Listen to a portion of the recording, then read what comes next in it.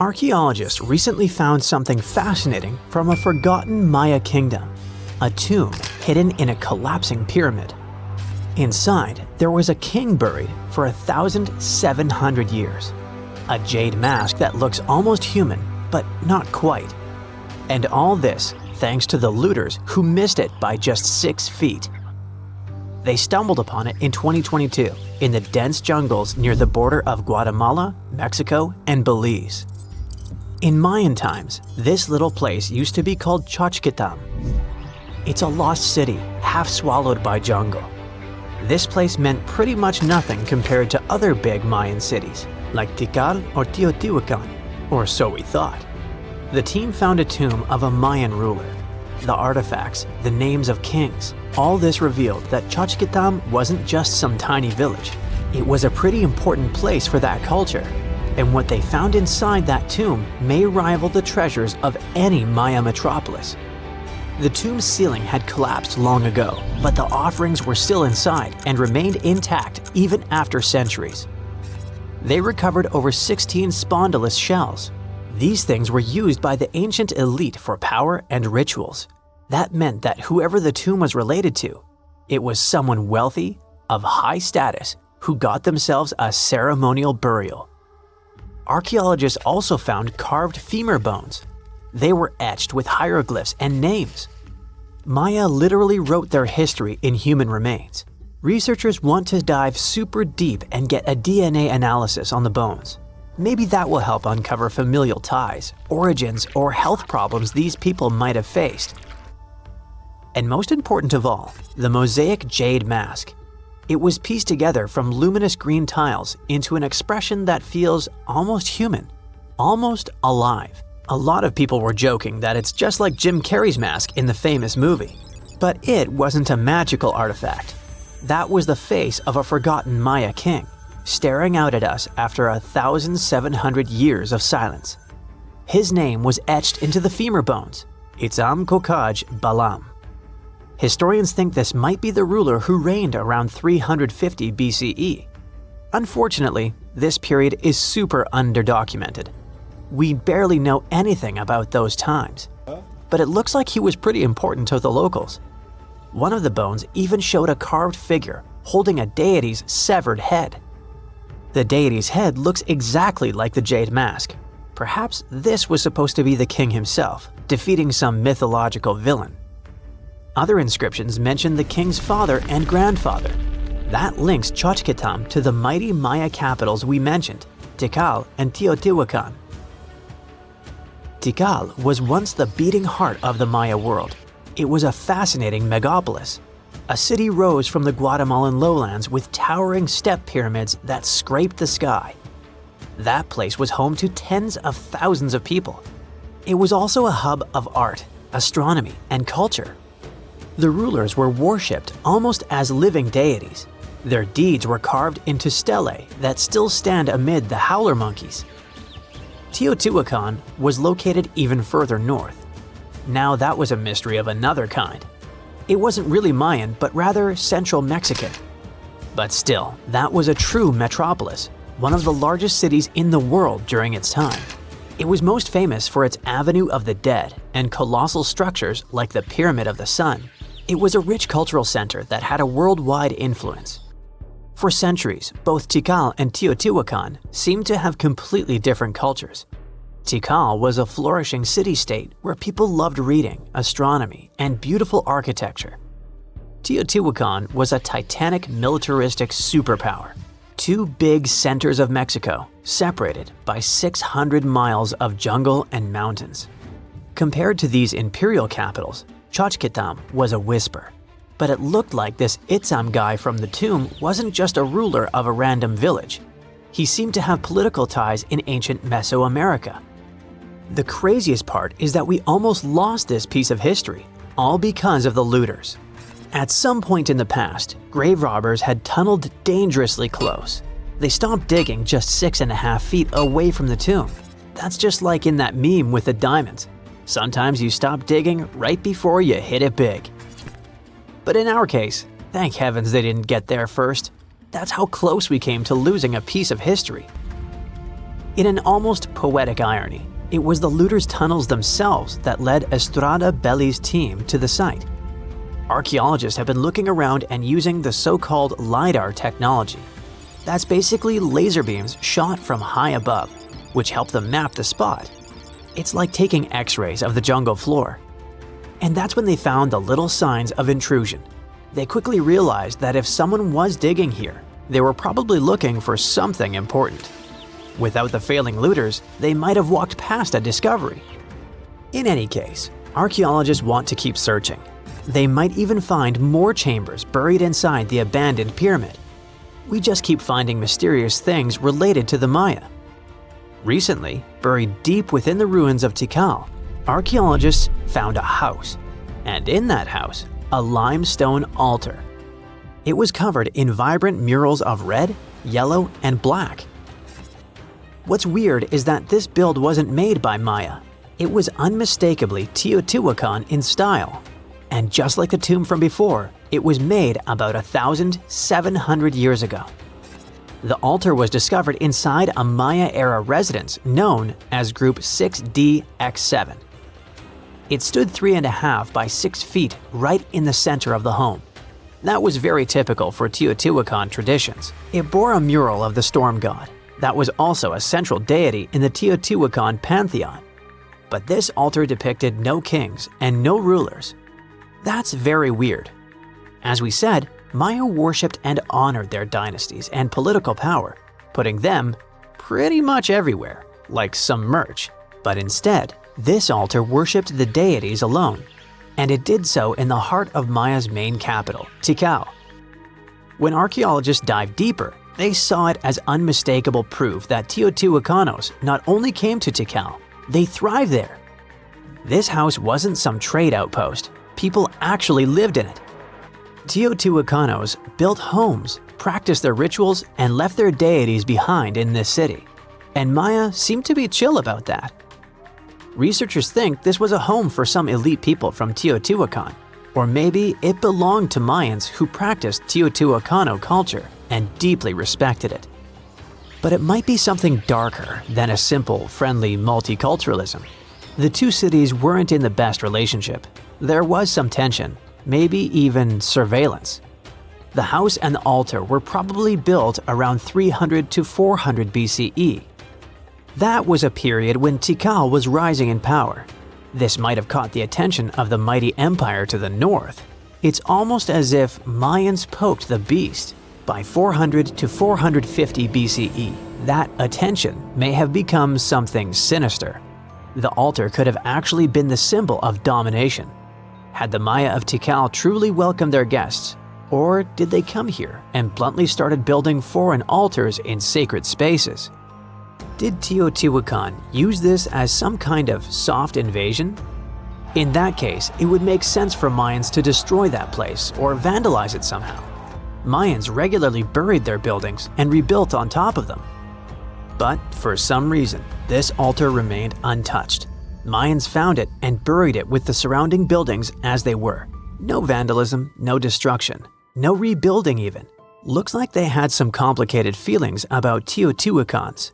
It was a time when cultures clashed, fused, overlapped, and possibly spied on each other.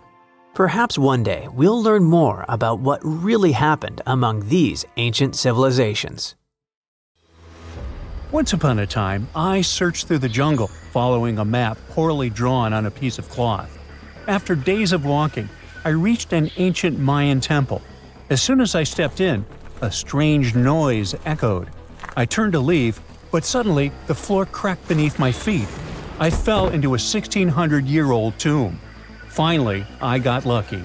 That day, I walked out with shiny jades, carved seashells, a creepy afterlife mask, and a curse that's been haunting me ever since.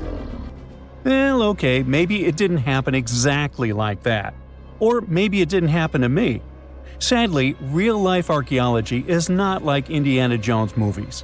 However, the findings can be as exciting and important, especially in Belize, where archaeologists just found the first identifiable ruler's tomb in the lost Mayan city of Caracol after 40 years of digging.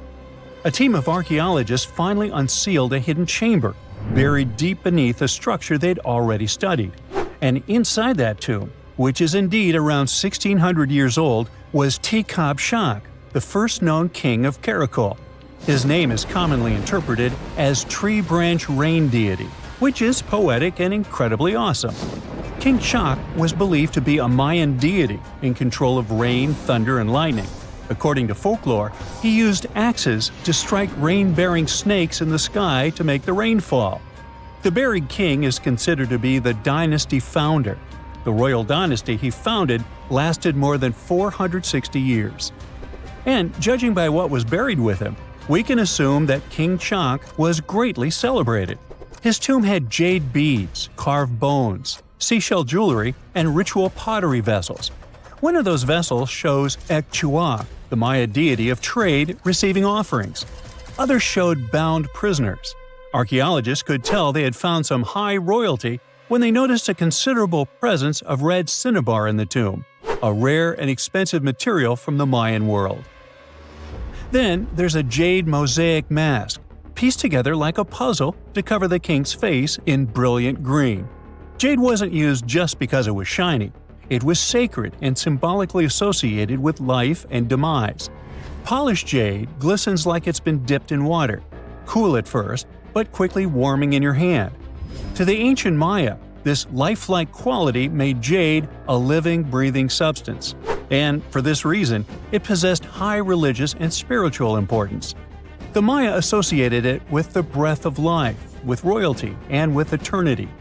Covering someone's face in jade showed just how high-ranking that person was. King Shak's mask has yet to be examined properly, but another famous mask of King Pakal was made of over 346 green jade stone fragments. That's a lot of painstaking work. But maybe the most symbolically fascinating thing about this king was that he was old. Not just lived a good life old, toothless old. To us, that means he didn't clean his teeth properly, because no, you don't usually lose teeth just from getting old, as long as you maintain good oral hygiene and dental care. On the other hand, according to Maya legends, toothless elders were believed to have spiritual powers. Rulers and shamans mediated between realms, and aged or underworld deities were often shown as toothless in art. Now, speaking of realms, Mayan cosmology divided the universe into three layers. The upper world was where the deities lived. The middle world was where humans lived. It was carried on the back of a giant turtle or caiman, and surrounded by a primordial sea. Beneath it was the underworld, known as Xibalba, a dark and complex realm of spirits and ancestors. And certain people, especially rulers, shamans, and elders, were believed to move between these worlds. This king was a ruler, had a deity-like name, and was a toothless elder. Boy, his power level must have been off the charts. But that's not all. Here's the eerie part. The tomb was buried beneath another tomb, which was discovered all the way back in 1993. Archaeologists were investigating a different burial when they realized there was another chamber hidden beneath it, an interesting hiding place. Remarkably, it worked. For more than 1,600 years, no one found him. This makes Shak's tomb the first ever discovered at Karakol that can be definitely linked to a known ruler, thanks to hieroglyphs, burial context, and artifacts. Now, if you're not a geography or history buff, you've probably never heard of Karakol. Today, it's a remote ruin deep in the jungles of western Belize. But around 16 centuries ago, Karakol was one of the largest and most powerful cities in the entire Maya world. At its peak, it covered over 77 square miles, which, for reference, is larger than modern-day Belize City. Its population was around 100,000 people. That's more than most cities in Europe had at that time. And it wasn't just big, it was advanced. Karakol had pyramids, ball courts, palaces, reservoirs, and a very complex road system. Stuff like limestone superhighways stretching miles through the jungle.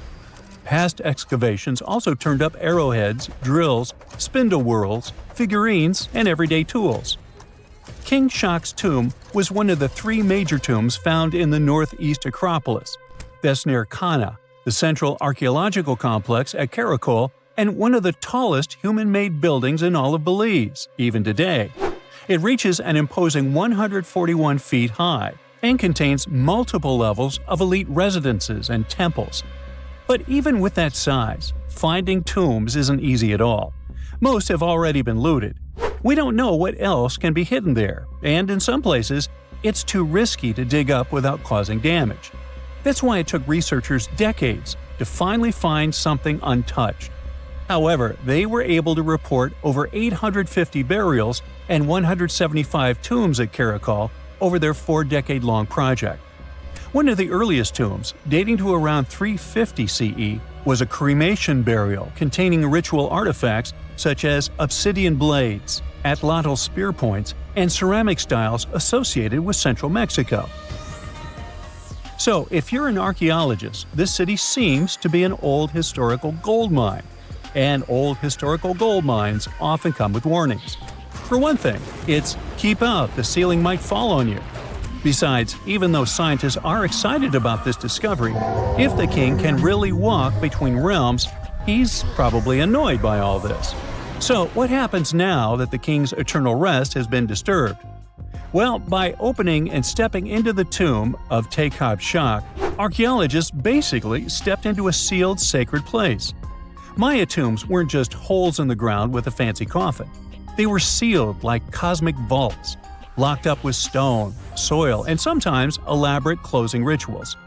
The goal was to mark the end of their use and protect what was inside. Archaeology at Karakol and other Maya cities shows this in action: thick ceiling layers, termination offerings, and carefully placed debris, all saying, "This place is done, keep out." Today's archaeologists still treat them that way, working under Belizean laws and cultural protocols, making sure they explore with respect for what these spaces meant to the people who built them. However, it's eerie to think about mythology and whether King Shak is going to haunt the archaeologists. I guess we'll see. They shouldn't be afraid because he's old and has no teeth. Maybe he will annoy them with rain. He's named after a rain deity, after all, and we still don't know about his true power level. The Mayans were a fascinating civilization, and their structures are still among the most mysterious ones you can find. Despite being isolated from the known world, they also built pyramids without cranes, mapped stars without telescopes, and knew how to bury a king. Karakol is full of secrets: a hidden tomb under another tomb, a toothless king with a scary-looking mask and a deity's name. Almost unbelievable. And amazingly, there is still stuff being found. So maybe it's not too late for me after all. But first, let's see the aftermath of this curse, huh? Back in December 2012, a lot of people were freaking out over the idea that the world might end in some catastrophic event. And it was all thanks to the famous Maya calendar. This ancient way of tracking time had been the subject of endless speculation.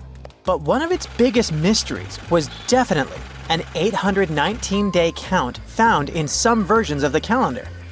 No one could explain why it was there or how it worked, until recently, when a group of researchers from Cambridge might have finally cracked the code. First things first, how does the Maya calendar work? So the system the Maya civilization used to track days was based on something we now call the calendar round. Think of it like 3 interlocking gears. These are 3 cycles working together. The first is a 365-day solar year, known as Hab. The second is a cycle of 20 names. And the third is a cycle of 13 numbers, which forms a 260-day sacred calendar, called Solkeen. Just like we'd say something like December 25th, 2025, they named their days based on how these 3 cycles lined up. For example, here we have the day 3 Manik and the 14th of the month Hop. It takes 52 years for the 3 cycles to align in the same way again. After that, the days start repeating. But this is where things start to get more complicated and mysterious. On some Mayan monuments, we have also found enigmatic inscriptions pointing to the existence of another cycle, the 819-day count. There are about 20 examples of these inscriptions, mostly found in places like Palenque and Yaxchilan in Mexico. So it didn't seem random at all, and this calendar must have been hiding a big secret. Early research showed that the 819-day cycle was represented by one of 4 colors and the cardinal directions associated with them. Black was tied to the west, red to the east, white to the north, and yellow to the south. Researchers also discovered that this period of time could be broken down into 3 smaller cycles: one of 9 days, one of 7 days, and one of 13 days. Multiply them together, and you'd get 819 days. Pretty cool, but why did they do that? This color scheme and the 3 cycles seemed like a basic level of interpretation, and experts were pretty sure its real purpose was still hidden from us. Another thing researchers noticed is that this strange count of days was mostly shown using a Y glyph, followed by a number. But in some cases, they also added a glyph representing Kawil. This was a powerful Maya deity, often associated with creation and lightning. He was usually symbolized by a torch coming out of his forehead, representing the spark of life. But in the 90s, a study suggested that when Kawil's inscription showed smoke and fire coming from his forehead, it could actually represent the planets Jupiter or Saturn, or maybe even both. Wait, that means that the 819 days count could be linked to both planets in some way. From there, research focused on figuring out what that link might be. The first conclusion is that this calendar might have helped the Maya track the movements of those planets in some way. Then they started noticing something interesting. These cycles could be specifically tied to the synodic periods of Jupiter and Saturn. By synodic periods, we mean the time it takes for a celestial body, like a planet, to return to the same or nearly the same position as seen from Earth. While this possibility was pretty exciting, something didn't quite add up. Each planet moves very differently, and trying to fit multiple planets into an 819-day span just didn't seem to work. In other words, this 4-part color-coded calendar system was simply too short to align perfectly with the synodic periods of the visible planets. So it looks like we're back to square one. This mystery had people scratching their heads for ages, until 2023, when specialists realized they might have been looking at it all wrong. Researchers actually needed to shift their perspective. Instead of seeing this system as 819 days, they needed to consider the number as representing timelines. And this period of time could be just a small part of a much, much bigger calendar. You see, as we said earlier, this cycle seemed to track the period when a planet became visible to people on Earth. To prove that these 819 cycles were timelines, not actual days, researchers needed a planet that could serve as a starting point to back up their theory. In this case, it was Mercury. And there's a pretty simple reason for that. Mercury's synodic period is 117 days, which fits perfectly into the calendar count. I mean, if you take 1819 and divide by 117, you get the number 7. So, Mercury is the only visible planet whose synodic cycle fits neatly into this period as whole numbers. Perfect. Now they had a solid starting point. From there, they needed to expand the calendar by increasing its length to 20 periods of 819 days. Suddenly, a pattern emerges. And just like that, all the synodic cycles of the planets fit perfectly into the system. For example, Saturn's synodic period from 378 days lines up perfectly after 6 819-day cycles. Venus aligns every 5 cycles, Jupiter every 19 cycles, and Mars, which takes the longest, needs 20 cycles.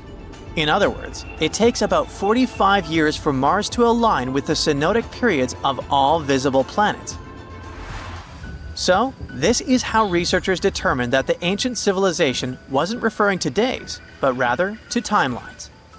The Maya astronomers came up with this count as part of a larger calendar system of 20 periods. But then a question comes up.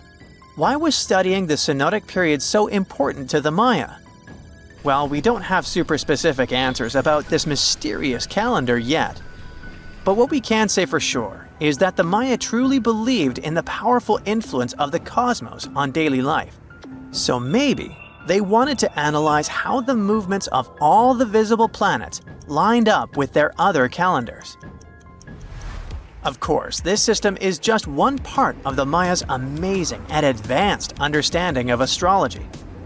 And it wasn't just about using astrological cycles for planting and harvesting. They also had crazy specific knowledge, like how to predict solar eclipses. Archaeologists believe the Maya connection to the stars is reflected in the ruins of their world. Take the famous pyramid in the ancient city of Chichen Itza, located in Mexico's Yucatan Peninsula. If you look closely at the base of its staircase, you will see a snake's head carved in stone. But here's the coolest part. During the spring and fall equinoxes, when day and night are exactly the same length, the sun casts sharp, triangular shadows on the staircase. It creates the illusion of a snake slithering down the steps. Another example of how they use their knowledge of astronomy in their temples is in Tikal, Guatemala. Built around year 1 of the Common Era, this pyramid is considered one of the Maya's earliest astronomical complexes. And its alignment and orientation allowed them to track and calculate solstices and equinoxes with incredible precision. The Maya were skilled skywatchers. Just like we have modern-day high-tech observatories with round domes, they had something similar. Meet El Caracol.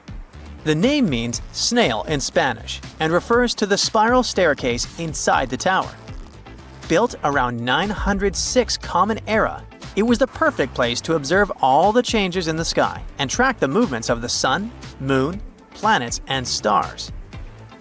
Unlike us today, with our telescopes, satellites, and advanced tools, the Maya relied entirely on naked eye observation, and that makes their achievements even more incredible.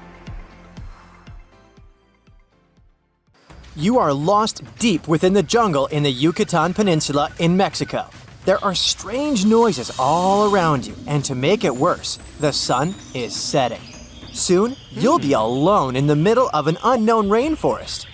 Guess it was a pretty bad idea to come looking for El Dorado on your own, wasn't it? You keep walking as fast as you can when suddenly, wait! What's this you're seeing? It looks like large stairways made out of stone. This definitely doesn't look natural, so you take a picture. Maybe you didn't strike gold, but you might have just found something relevant. Congratulations! You found Untouched, a long-lost Mayan city. Hidden 37 miles into the jungle, the name literally translates to stone column. Stone was probably in at the time, so these guys used a lot of it to build their pyramids, houses, and even ball courts. If you ever thought that Europeans invented ball games, think twice. Mayans love to play ball games for recreational purposes. Untouched is part of a series of other long-lost Mayan cities that are being discovered with the help of new technology nowadays. We'll talk more about the other ones in a jiffy. Perhaps the biggest surprise of this one is that it was surrounded by wetlands, which is why the city was built on high ground. The city was monumental, covering an area of over 120 acres. That would be as big as 90 football fields right next to each other.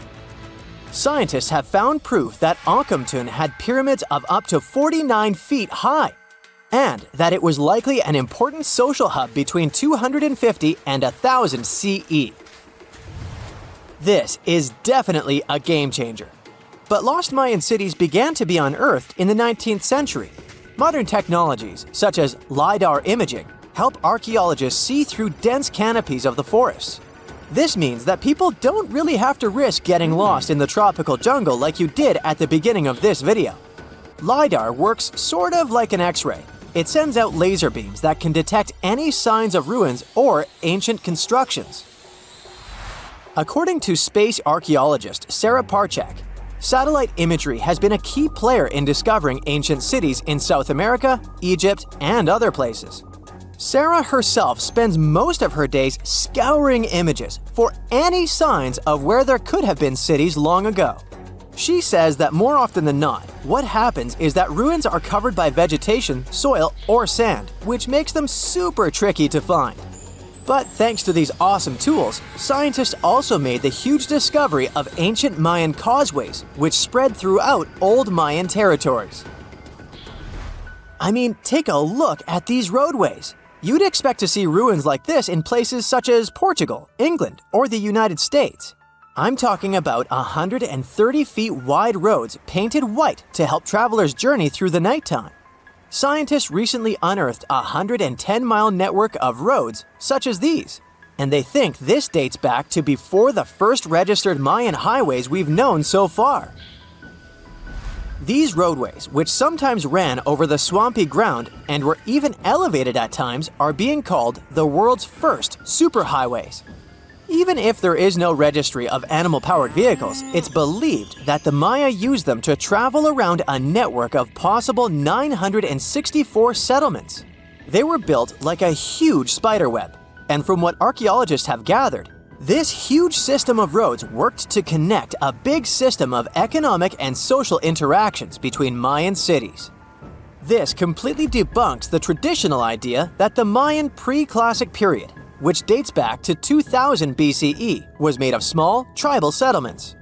Imagine the manpower and engineering ability you need to muster to build something close to these white highways. Scientists believe that these causeways were built pretty much the same way as the Mayans built their pyramids, with a mixture of mud and quarry stone. Oh, and using several layers of limestone to make them white. That's pretty cool, right? But let's take a few steps back for a moment to get some context. The Mayans were one of the biggest pre-Columbian civilizations living in the Americas. Until now, experts believe that at its apex, the Mayan civilization consisted of over 40 cities, with a population of millions of people. That's a lot of folks. Their civilization spanned Mexico's Yucatan Peninsula, Guatemala, and Belize. And they survived mainly on agriculture. The thing is, the Yucatan Peninsula was an extremely difficult place to grow crops. So the Mayans had to develop a complex irrigation system in most of their cities. They built a series of ceremonial buildings, pyramids, and plazas. The Mayans might have been keen pyramid builders, but they also developed an advanced astronomical system.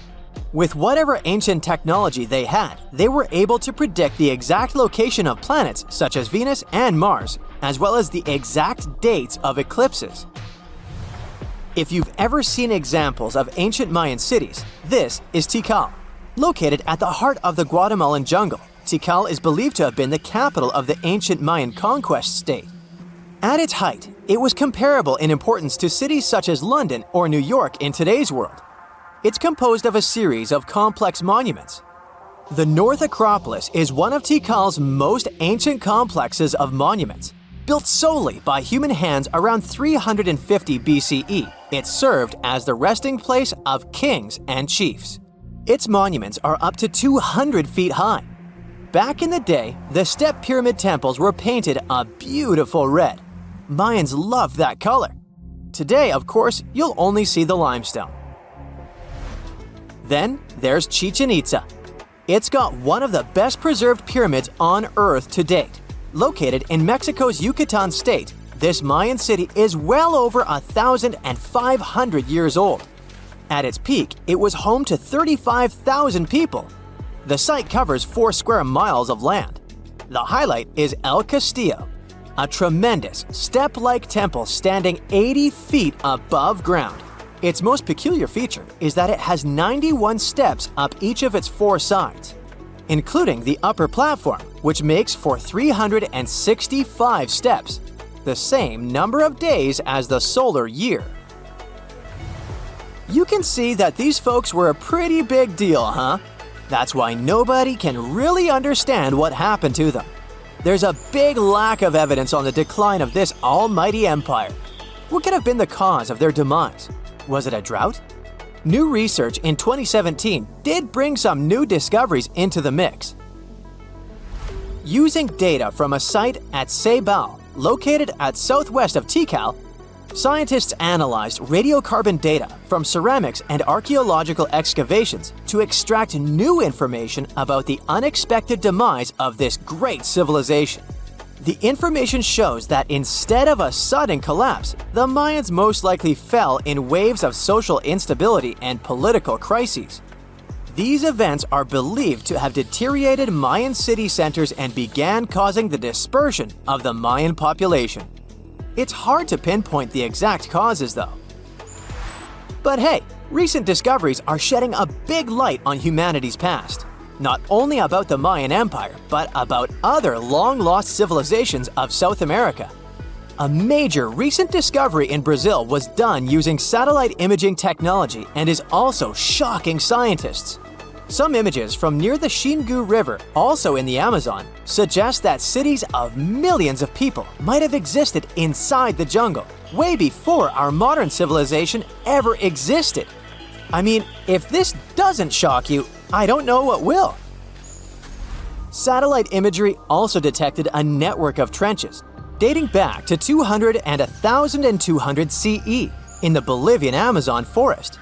These proofs suggest settlements that could have supported around 60,000 people right in the middle of the Amazon forest. When researchers from the University of Florida went on ground to check the satellite information, they were shocked to find several mounds that were accompanied by ditches and geoglyphs. Archaeologists also found remnants of carefully designed walls centered around plazas, much like the type of construction done by the ancient Mayans. Can you pronounce this name of the Aztec capital city?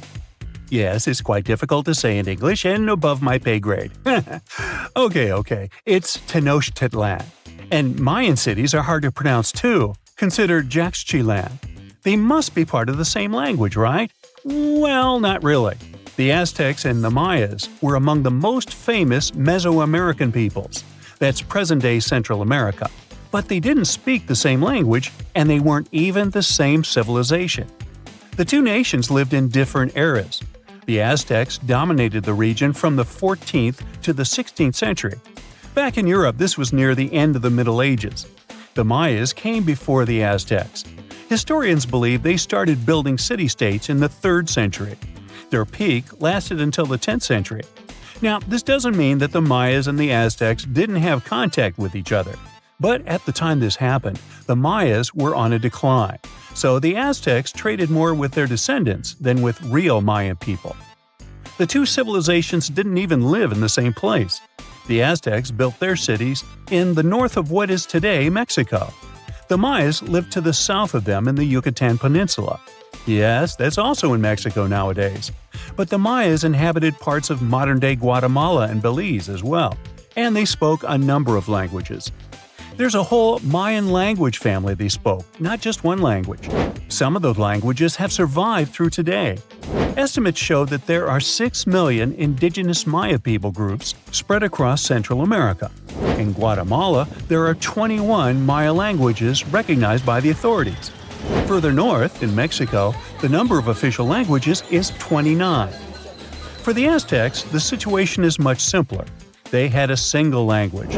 It still has around 1.5 million native speakers, mostly in central Mexico. That's more than any other family of indigenous languages in the region. But is there a chance a speaker of Aztec languages can understand a speaker of the Maya language? Not by a long shot. The two languages are completely unrelated. In fact, they didn't even share the same writing systems. The Mayans were more advanced because they used hieroglyphs. Yep, like the ancient Egyptians. Instead of letters that make up words, ancient civilizations used tiny pictures to symbolize an object or a concept.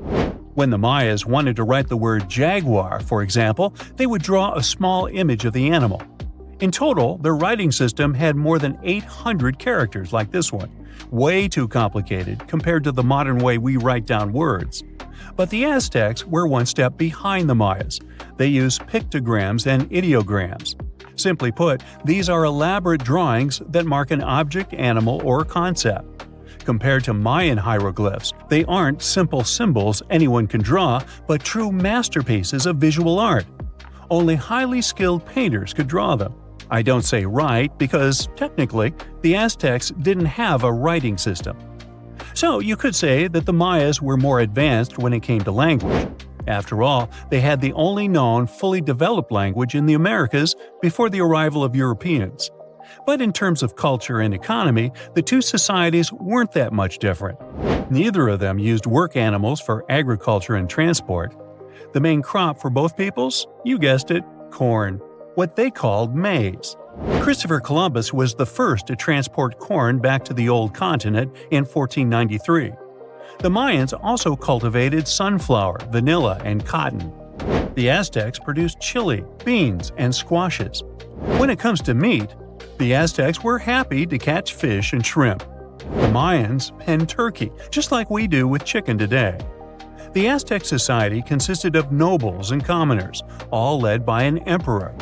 The Mayas mostly lived in independent city kingdoms, ruled by a king and his royal household. There were no wheeled vehicles in these civilizations. Aztec merchants traveled across Mesoamerica carrying goods on their backs. Not the most comfortable mode of transportation, definitely. We shouldn't think of Aztec roads as the ones we have today. They were narrower because they saw only foot traffic. Mayas used a similar road system that also included canoes. They wouldn't travel far from the coast, though. They carved out these vessels from large tree trunks. An average Mayan canoe was 50 feet long. That's the length of a modern-day yacht. The goods these Mayas traded ranged from salt to pearls. They considered meat a luxury good, together with gold, copper, and turquoise. And can you guess the currency of Mayan merchants?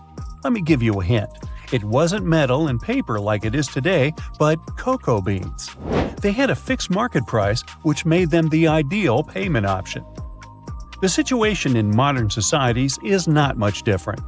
Around 2/3 of all countries have pegged their currency to the US dollar.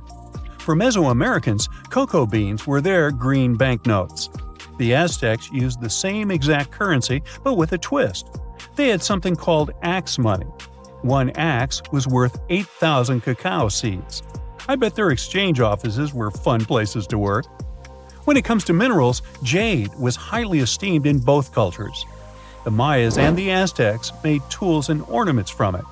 These peoples believed jade brought beauty and long life to the person who wore it. Their jade mines were located in present-day Guatemala. And remember that city from the beginning that we could hardly pronounce? The founding of the Aztec capital gives an insight into the belief system of the whole nation. According to legend, the Aztec deity told them to build a city in the place where an eagle sits on a cactus with a snake in its talons. They saw this happen on an island in a lake. This is where they built the city. If you want to find it on the map of Central America today, look for Mexico City. That's the site of an ancient Aztec capital. It even got its name from the ancient nation, because Mexica was an alternate name for the Aztecs. They constructed the city on small artificial islands. It was slightly bigger than the surface area of London Heathrow Airport. The Mayas didn't have a capital city as we know it today. Their civilization spanned across 40 cities.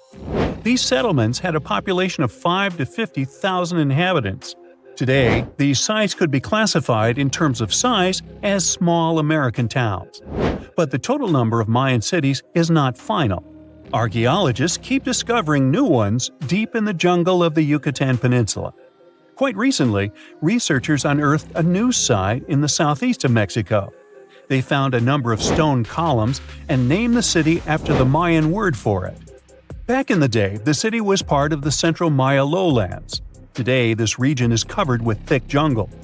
The Maya abandoned their settlements in this area around the 8th and the 9th century. Historians still cannot agree on why this happened.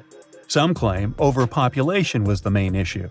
Others argue the trade routes collapsed, so Mayan cities couldn't flourish anymore. Whatever the case, northern Mayan cities lived on. The descendants of these peoples were there when the Europeans stumbled upon them several centuries later. The Aztecs were also present in today's Mexico at this time, but contact with a foreign culture didn't bring them much good. There was an outbreak of smallpox that sealed the Aztecs' fate. This doesn't mean that this American nation left the world stage forever, though. Every time we say words like avocado, chili, guacamole, chocolate, and coyote, we're actually reviving the Aztec language. These words are present in pretty much every language on the planet. Mayan words also entered modern English. Linguists argue that the word shark actually comes from a Mayan language. This is the word these ancient Mesoamerican people used for fish. Both ancient civilizations left behind pyramids, and they look very similar in style. The only hint that can help you differentiate between them is that there are way more Mayan ruins that still exist today. Finally, regarding maize, or corn as we call it, there's a story among the Maya descendants that their process of harvesting corn back then was called amazing. Get it? Maize? Corn? Okay, I made that up. You're not surprised, are you? You know, a lot happened in the first millennium CE. Sure, we're talking about 1,000 years worth of human history. If you'll remember from school, you'll know it was the time of the rise and fall of the Roman Empire. It was when humans saw the transition to the intense times of the Middle Ages. And some say it was the apex period of the Mayan civilization, all the way in Mesoamerica. But thanks to top-notch technological advancements, we can look at history a lot differently today. You see, archaeologists have found actual proof that the Mayan civilization may have started way before we think it did, and that since the beginning, their civilization was far from simple. To find out more about this, you'll have to tread deep into the Guatemalan rainforests. Are you down for the ride? Rainforests are dense and difficult to access. If you were an archaeologist, I'm betting you'd find them quite threatening as well. That's actually one of the reasons why we've been kept in the dark for so long when it comes to the truth about the Mayans. But take a look at this. You'd expect to see ruins like this in places like Portugal, England, or the United States. I'm talking about 130-foot wide roads, painted white to help travelers journey through the nighttime. For scale, these roads were about half the size of an American football field. Huge, huh? Scientists recently unearthed a 110-mile network of roads such as these, and they think this dates back to before the first registered Mayan ruins we've known so far. These roadways, which sometimes ran over swampy ground and were even elevated at times, are being called the world's first superhighways. Even if there is no registry of animal-powered vehicles, it's believed that the Maya used them to travel around a network of possibly 964 settlements. They were built like a huge spider web, and from what archaeologists have gathered, they work as an implied system of economic and social interactions. This completely debunks the traditional idea that the Mayan pre-classic period, which dates back to 1000 to 350 BCE, was made of small tribal settlements. Imagine the manpower and engineering ability you need to muster to build something close to these white highways. Scientists believe that these causeways were built pretty much the same way as the Mayans built their pyramids. Oh, and if you're wondering about these gigantic pieces of architecture, don't worry, we'll talk about them in a bit. Now, so far, scientists believe that the roads were built with a mixture of mud and quarry stone. Oh, and using several layers of limestone, of course. Researchers were only able to find all of this out because of a new technology called LiDAR imaging. Do you know how we've used sonar technology to map out the ocean bed? Well, this is very similar to that. But instead of using sounds, we use laser systems. This mapping system allows researchers to see through and beyond the thick canopies of forests. It's like we have X-ray vision. This is definitely a game changer. But lost Mayan cities began to be unearthed in the mid-20th century, and since then, ruins from cities such as Tikal, Palenque, and Uxmal have been rediscovered. But let's take a few steps back for a moment to get some context. The Mayans were one of the biggest pre-Columbian civilizations living in the Americas. Until now, experts believe that, at its apex, the Mayan civilization consisted of over 40 cities with a population of millions of people. That's a lot of folks. Their civilization spanned Mexico's Yucatan Peninsula, Guatemala, and Belize, and they survived mainly on agriculture. The thing is, the Yucatan Peninsula was an extremely difficult place to grow crops. So the Maya had to develop a complex irrigation system in most of their cities. They built a series of ceremonial buildings, pyramids, plazas, and even courts for playing ball. The Mayans might have been keen pyramid builders, but they also developed an advanced astronomical system. With whatever ancient technology they had, they were able to predict the exact location of planets, such as Venus and Mars, as well as the exact dates of eclipses. Now, let's take a look at some of their sites. This is Tikal. Located at the heart of the Guatemalan jungle, Tikal is believed to have been the capital of the ancient Mayan Empire. At its height, it was comparable in importance to such cities as London or New York in today's world. It is composed of a series of complex monuments. In total, the site has 12,000 buildings. The North Acropolis is Tikal's most ancient complex of monuments. Built solely by human hands around 350 BCE, it served as the resting place of kings and chiefs. Its monuments are up to 200 feet high.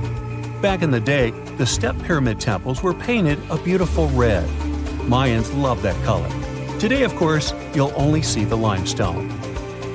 We've said that the Mayans spread out through different countries, so it shouldn't come as a surprise that Chichen Itza is a 10-hour drive from Tikal today. There's no feud between the two, they were just different city centers, like New York and LA. It's got one of the best preserved pyramids on Earth to date. Located in Mexico's Yucatan state, this Mayan city is well over 1,500 years old. At its peak, it was home to 35,000 people. The site covers 4 square miles of land. The highlight is El Castilla, a tremendous step-like temple standing 80 feet above ground. Its most peculiar feature is that it has 91 steps up each of its 4 sides, including the upper platform, which makes for 365 steps, the same number of days as the solar year. Makes you go, Behold, the lost city of Palenque.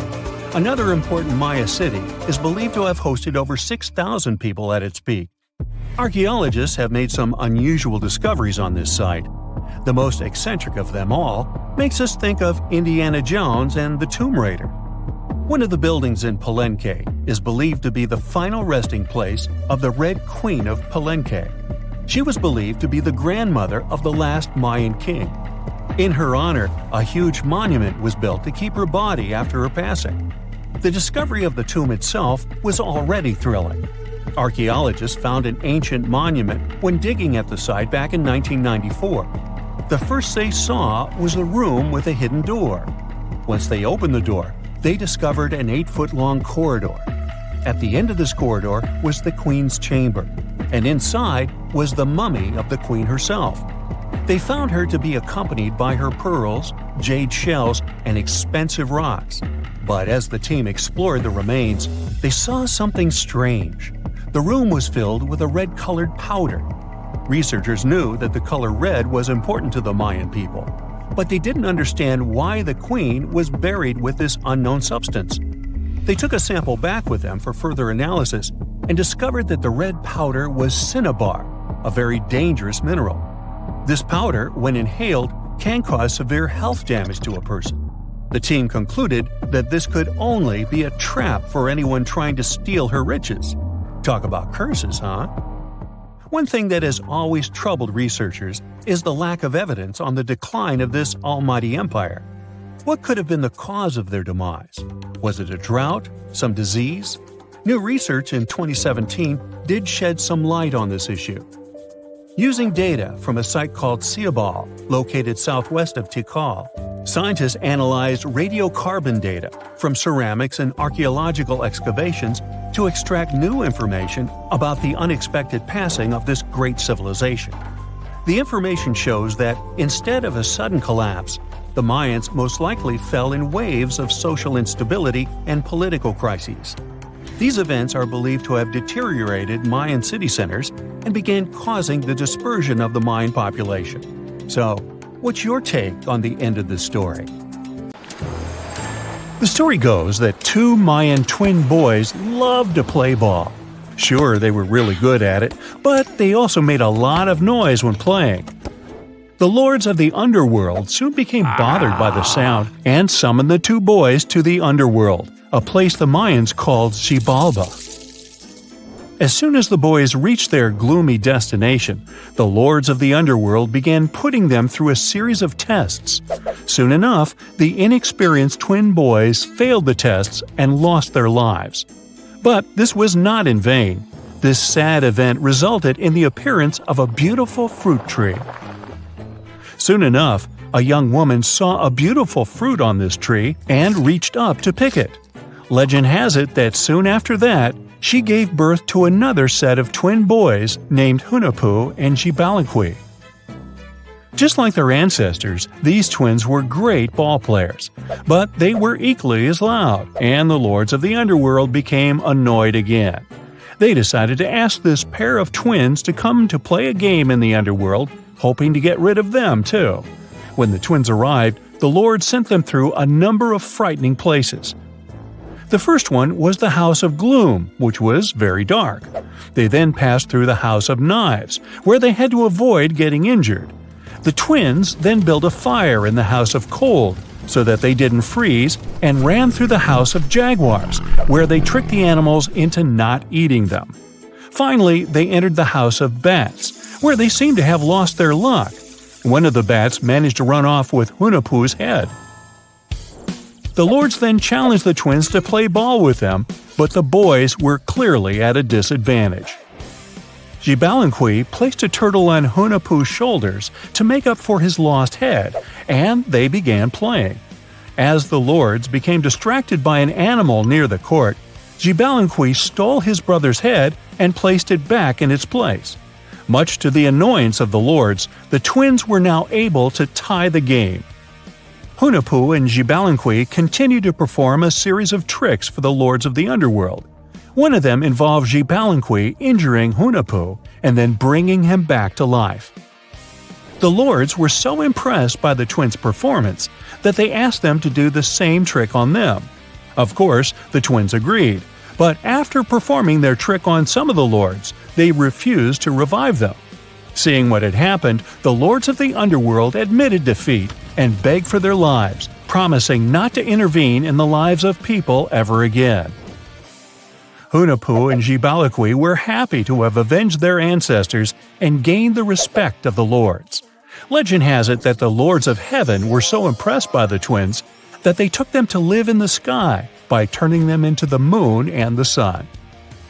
The Maya civilization was one of the most dominant indigenous societies in history, and their folklore and traditions are still discovered and studied today.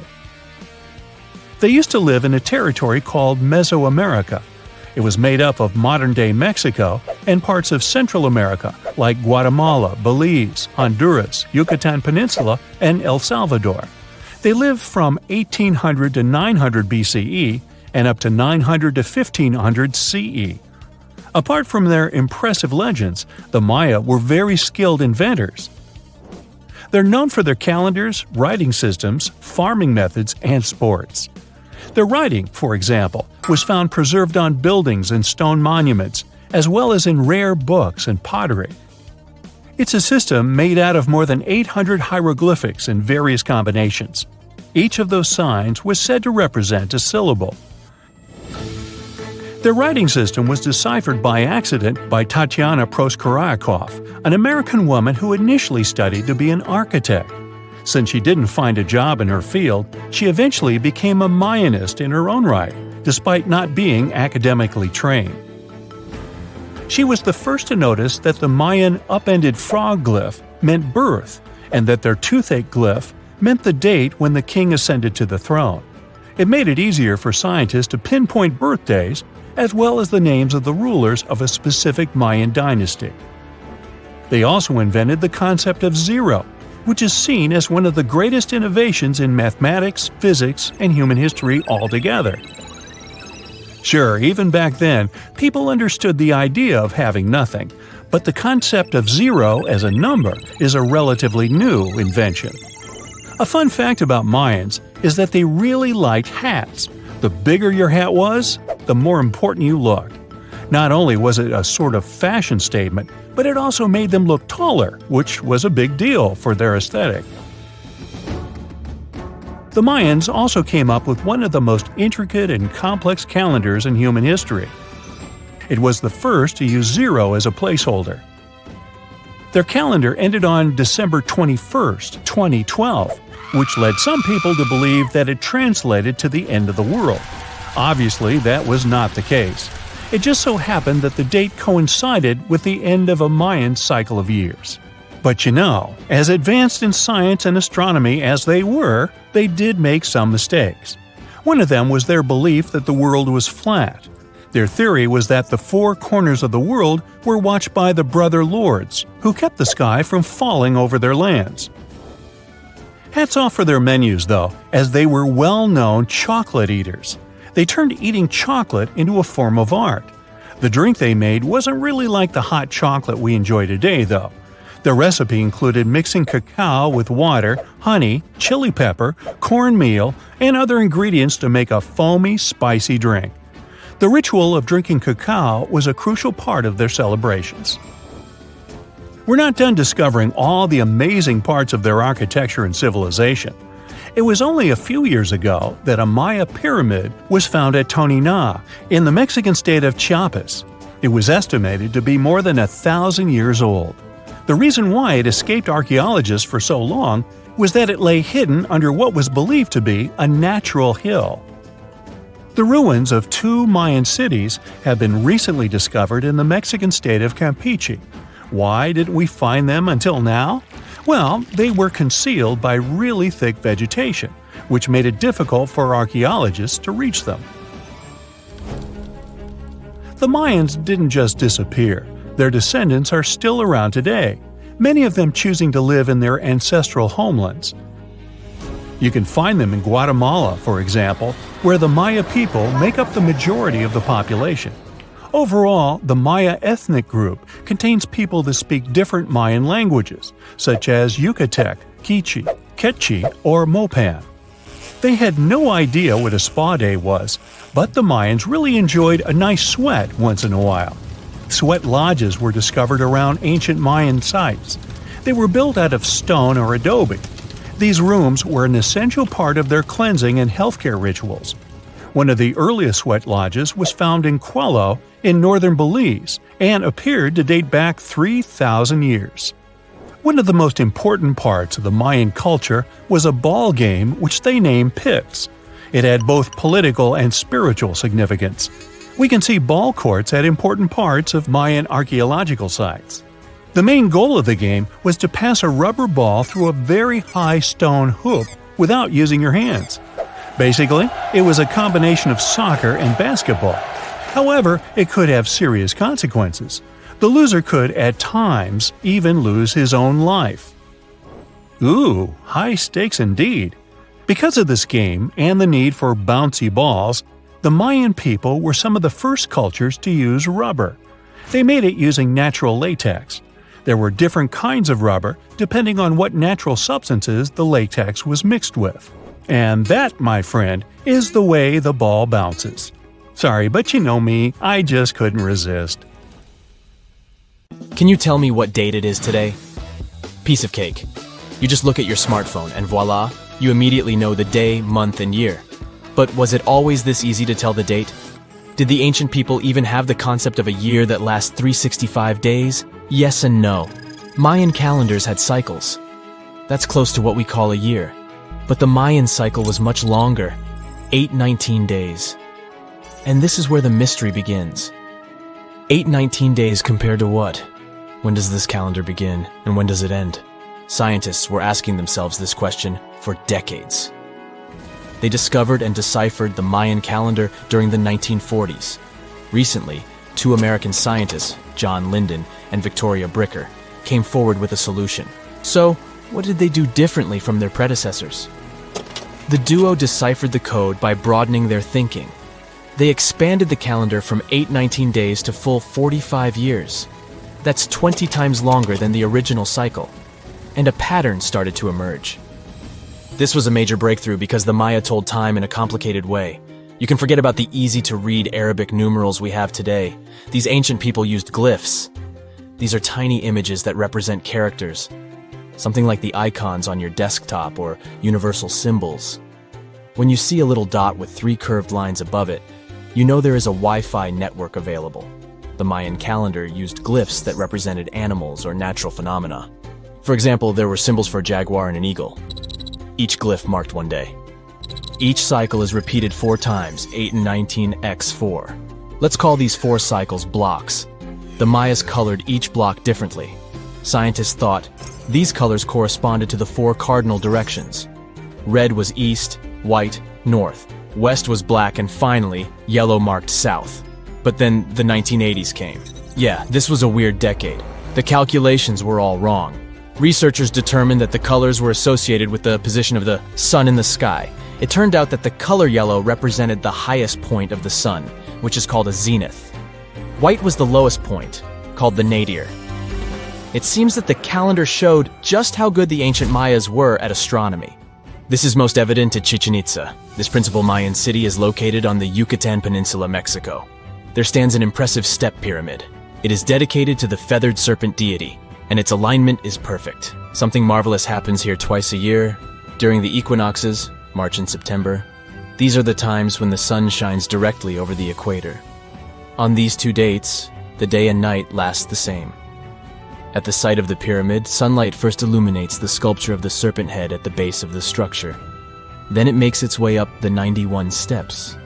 This creates the illusion that a snake is slithering down the pyramid. Even today, people gather to witness the sight. And it must have been more impressive when the Mayas completed the structure 1050-1300 CE. Do you know what a synodic period is? Neither do I. But Mayan astronomers did.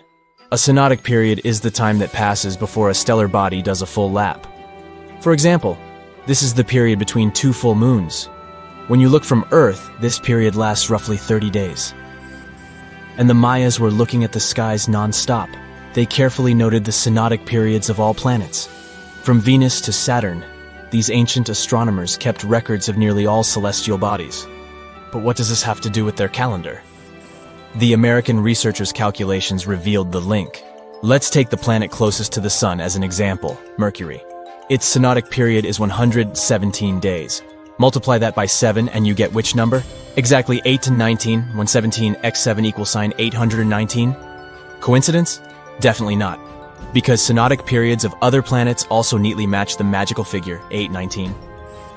But this is not visible from a single Mayan cycle. Scientists had to expand it several times to discover the pattern. There is a reason why no one could decipher the code for so long. They were focused on a single planet. The trick was to add the Mayan calculation for all the planets. Researchers just needed to see the bigger picture. This brings us to the year 2012. Can you remember that some people thought that the world would end on December 21st? That turned out to be a bust. We are alive and well now. But what started this false rumor? The Mayan calendar, of course. You see, these ancient people based their calendar on long periods of all the planets. That included a lot of complicated math and a lot of multiplying. This 2012 was simply the time when their cycle ended. It is known as the long count. This period is the same as our year. For the Mayas, 2012 was something like the 31st of December for us. Just an end of a cycle in which they measured time, so there was no need to panic. Those New Year's Eve parties might be a bit wild, but the world doesn't end on January 1st. The Mayas stretched more than their calendar. Rubber was the name of the game. Yes, you've heard it correctly. These ancient people were making different grades of rubber 3,000 years before one famous American did, Charles Goodyear. They would extract natural latex from the rubber tree. This is a milky substance that can be turned into rubber. And they weren't the only ones. Scientists found evidence that their neighbors, the Aztecs and the Olmecs, did the same. But what did they do with rubber? They didn't need car tires, definitely. But it's cool to have a nice pair of sandals for the beach. The Spanish wrote about rubber sole footwear that natives wore. Sadly, scientists still haven't found them. That would be a big step for archaeology. So the Maya were playful with rubber, literally. Researchers guessed that they produced balls from latex. These were bouncy and ranged in size from a softball to a soccer ball. A typical Mayan ball game, pits, involved 2 hoops. You must be thinking basketball, but not quite. The hoops were set on walls, 23 feet high.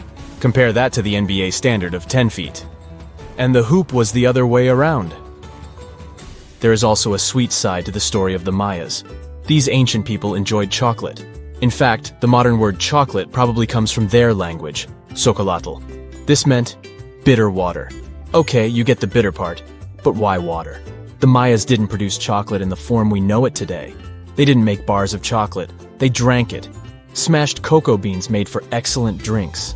The Mayas perfected the mixture over time and even added spices.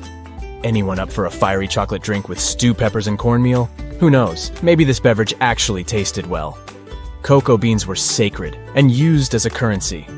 Researchers believe all social classes got to enjoy it.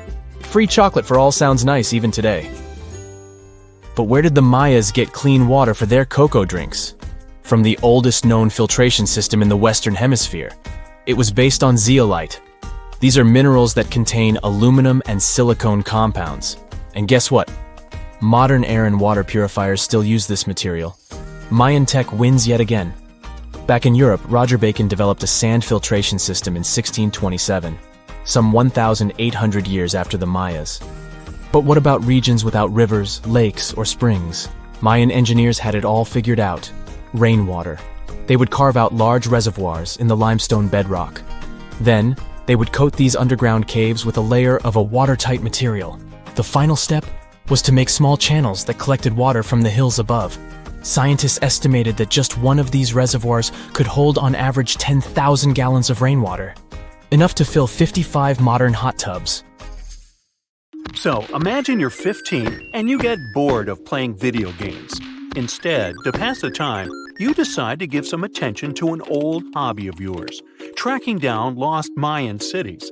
You've heard that some ancient civilizations are said to have built entire cities based on constellations, so you decide to check out whether that was true for the Mayans.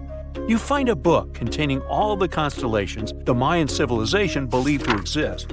You open good old Google Maps and map every ancient Mayan city discovered to date.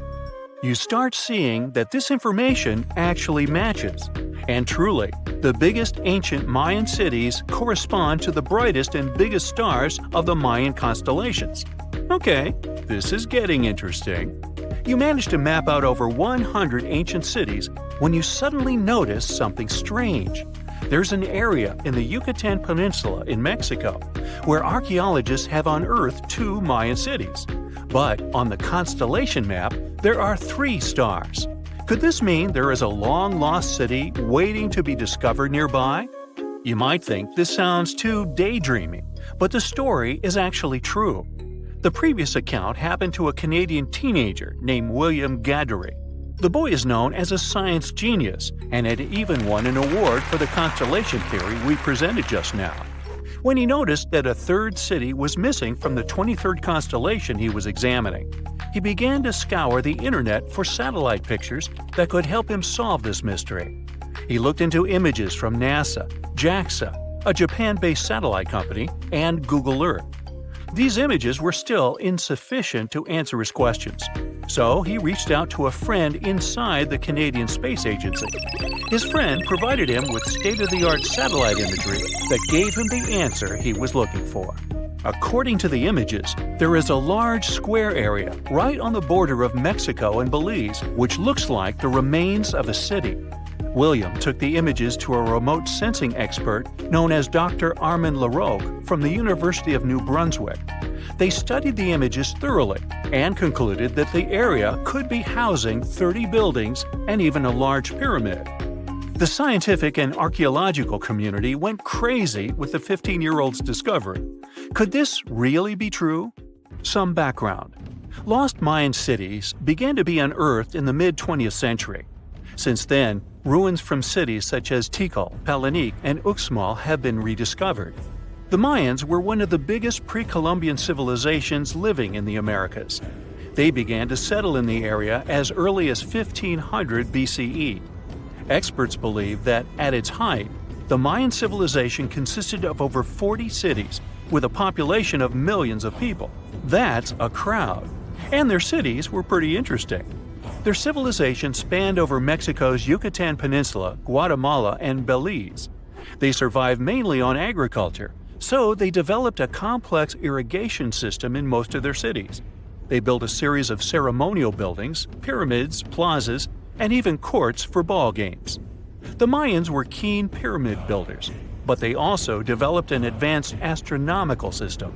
With whatever ancient technology they had, they were able to predict the exact location of planets, such as Venus and Mars, and they were able to predict the exact dates of eclipses. That's why the methodology William used to discover this long-lost Mayan city was unusual, but not completely surreal. The Mayans were keen astronomers, so it wouldn't be too strange that they built their major architectural feats in relation to the sky, would it? And they wouldn't be the first ones to be doing so. There is a famous fringe of Egyptology dedicated to studying how the Giza pyramids were built in perfect alignment with the Orion constellation, meaning that each pyramid was purposely built to align with one of the major stars of Orion's belt. According to William, he first had the idea to look at the Mayan constellations because he couldn't understand why the Mayans built their cities where they built them. Most major cities, such as Chichen Itza and Uxmal, aren't near any rivers or significant bodies of water. Instead, they're built on marginal lands and on top of mountains, which confused the 15-year-old. His next thought was that it might have something to do with astronomy. William named the new city he discovered Mouth of Fire, which is also my nickname, and he even won a merit award for his hard work. However, his theory was very much contested inside the archaeological community, and many Mayan experts worked to debunk William's findings. Some archaeologists say that constellation theories are too unscientific. Anthony Aveni, a renowned anthropologist and astronomer, referred to William's methodology as an act of creative imagination. He explained that there is no way to be sure what the Mayan constellations really were. It's all just hypothetical. Another debunking of William's findings came from Mayanist David Stewart, who said that the object identified on the satellite imagery is nothing but an old cornfield. His claim was supported by an expedition that took place near the area in 2021, when the archaeologists present reported there was nothing at all in this area. Still, a 15-year-old boy almost found a long-lost Mayan city, which is pretty exciting if you ask me. Similar techniques as those used by William are actually being used to unearth lost civilizations all over the world. According to space archaeologist Sarah Parquet, satellite imagery has been a key player in discovering ancient cities in Egypt and other places. Sarah herself spends most of her days scouring images for any sign of where there could have been cities long ago. What happens, she says, is that any time you have something buried, it's going to be covered either by vegetation, soil or sand, or some other modern construction on top of it. In order to assess whether there is something hidden under large canopies of vegetation or not, she uses infrared technology, for instance. A major recent discovery in Brazil was done in a similar way. Satellite imagery detected a network of trenches dating back to 200 to 1200 CE. These suggest settlements that could have supported around 60,000 people. But in this case, the satellite imagery did indeed correspond to what was on the ground. Researchers from the University of Florida found several mountains that were accompanied by ditches and geoglyphs. Archaeologists also found remnants of carefully designed walls, centered around plazas, much like the type of construction done by the ancient Mayans. Advances in satellite tech have also shed new light on long-discovered ancient Mayan cities, such as Tikal. Located in the heart of the Guatemalan jungle, Tikal is believed to have been the capital of the ancient Mayan Empire. At its height, it was comparable in importance to cities such as London or New York in today's world.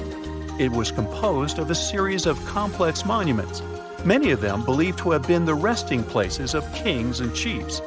Tikal is already known to have been big, but recent discoveries show it could have been even 3 times larger than what scientists originally believed.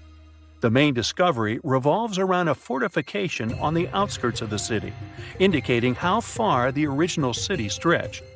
And new discoveries still take place. In 2017, researchers also unearthed new clues regarding the potential causes of the decline of the Mayan civilization.